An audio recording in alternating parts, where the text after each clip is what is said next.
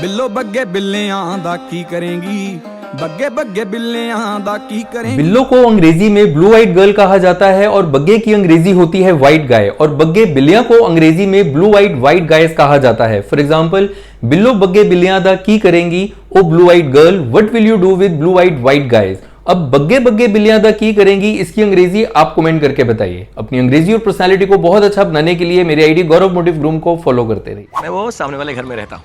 लाई, वहाँ तो स्टूपिड छड्डा अंकल रहते हैं। I know, वो मेरे चाचा हैं। You made a boo boo. You made a boo boo. You made a boo boo. Yes, he made a boo-boo. It's okay. मूर्खतापूर्ण गलती को अंग्रेजी में अ स्टूपिड मिस्टेक या फिर बूबू कहा जाता है, और मूर्खतापूर्ण गलती करने की अंग्रेजी होती है to make a booboo. Example के लिए ये क्लिप देखिए। मैंने सुना इस गली की किसी बुड्ढी खूबसूरत आंटी के साथ उनका चक्कर चल रहा है।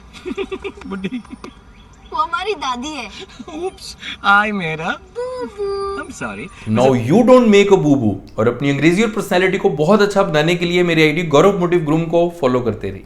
आई love you too. I love you too ये सेंटेंस ग्रामेटिकली बिल्कुल सही है, बिल्कुल करेक्ट है। मुझे बहुत सारे लोगों ने डीएम करके पूछा है कि आई लव यू टू सही सेंटेंस है या नहीं, क्योंकि कुछ टीचर्स इसे अपनी वीडियोस में गलत बताते हैं और कुछ टीचर्स बताते हैं आई लव यू टू का मतलब है कि मैं तुम्हें भी प्यार करता हूं, पर ऐसा बिल्कुल भी नहीं है। टू एडवर्ब है, इसका मतलब होता है एज वेल यानी भी, और इसका प्रयोग सेंटेंस के लास्ट में ही किया जाता है। ऑक्सफोर्ड डिक्शनरी में भी यही एक्सप्लेनेशन है कि टू का प्रयोग सेंटेंस के लास्ट में होगा, और इससे कोई इसका मीनिंग नहीं बदलेगा। मीनिंग वही रहेगा कि मैं भी तुम्हें प्यार करता हूं। तो जब कोई आपको बोले आई लव यू और आप कहना चाहें कि मैं भी तुम्हें प्यार करता हूं, तो बिंदास तरीके से कॉन्फिडेंस के साथ बोलिए आई लव यू टू, क्योंकि ये बिल्कुल सही सेंटेंस है, ग्रामेटिकली बिल्कुल करेक्ट सेंटेंस है। अपनी अंग्रेजी और पर्सनालिटी को बहुत अच्छा बनाने के लिए और फैक्ट चेक्ड इंग्लिश सीखने के लिए मेरी आईडी गौरव मोटिव ग्रूम को फॉलो करें, और ये वीडियो उनको फॉरवर्ड करें जो आई लव यू टू को गलत समझते हैं। अगर आपके पास बहुत सारा कैश पड़ा हुआ है तो वक्त रहते प्लान कर लो कि उसको सेटल कैसे करना है, क्योंकि अगर इंडिया का नाम चेंज होकर भारत हो गया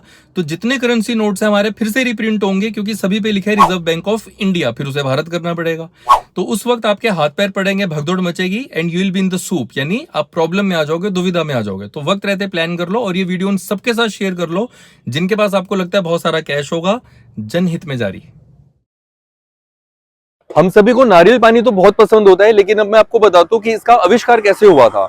ईस्ट यूरोप में 12वीं सदी में एक फ्रैंक वॉल्टर नाम के किसान थे जो कि टमाटर के बीज बो रहे थे, और उनकी जेब में कुछ नींबू के बीज भी थे जो कि एक्सीडेंटली उधर उसके साथ गिर गए। और जब फसल तैयार हुई तो वो हैरान हो गए, क्योंकि पेड़ पर बब्बू गोशे लटक रहे थे। अब आप सोचेंगे बब्बू गोशे, टमाटर, नींबू, ये सब क्या है? इस बात का कोई सर पैर नहीं है। तो बिना सर पैर की बात को अंग्रेजी में पॉपीकॉक कहा जाता है। For example, this is poppycock. अपनी अंग्रेजी और पर्सनालिटी को बहुत अच्छा बनाने के लिए मेरी आईडी गौरव मोटिव ग्रूम को फॉलो करें, और सेहत को अच्छा बनाने के लिए नारियल पानी पिए। मेरे इंग्लिश कोर्स की डिटेल्स के लिए विजिट करें गौरवमोटिवग्रूम.com पर, या फिर इंग्लिश लिख के व्हाट्सएप टेक्स्ट कर दीजिए 9911122494 पर।